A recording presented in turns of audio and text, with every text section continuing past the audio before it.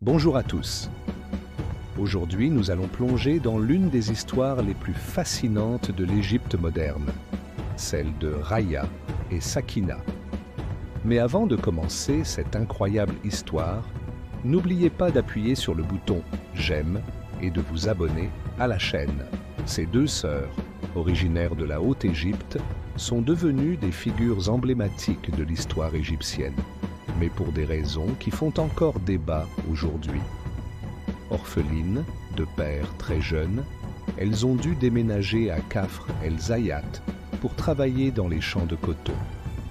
Plus tard, après leur mariage respectif, elles se sont installées à Alexandrie, dans le quartier El-Laban. L'histoire se déroule dans une période particulièrement difficile. La Première Guerre mondiale avait plongé l'Égypte dans une crise économique sans précédent. Le chômage était omniprésent et nos deux sœurs, comme beaucoup d'autres, cherchaient désespérément des moyens de survivre. Mais voici où l'histoire devient vraiment intéressante. En 1920, une série de disparitions mystérieuses commence à Alexandrie. Des femmes portant des bijoux en or disparaissent sans laisser de traces.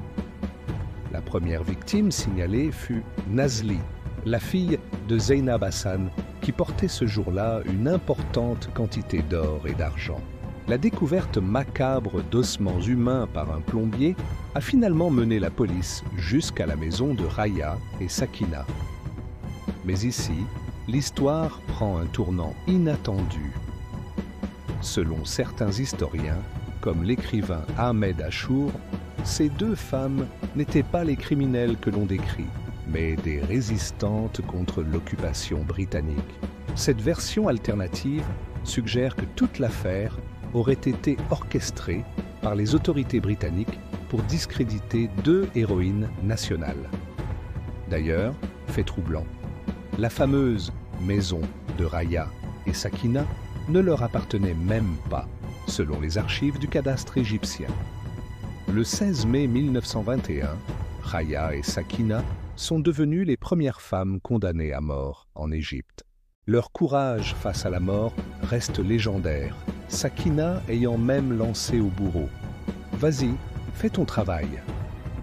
Alors, qu'en pensez-vous? Étaient-elles des criminels impitoyables ou des héroïnes incomprises de la résistance égyptienne? La vérité se cache peut-être quelque part entre ces deux versions. Si cette histoire vous a passionné, n'hésitez pas à partager votre opinion dans les commentaires. Et pour ne manquer aucune de nos futures histoires fascinantes, abonnez-vous à la chaîne et activez la cloche des notifications. À très bientôt pour de nouvelles découvertes historiques.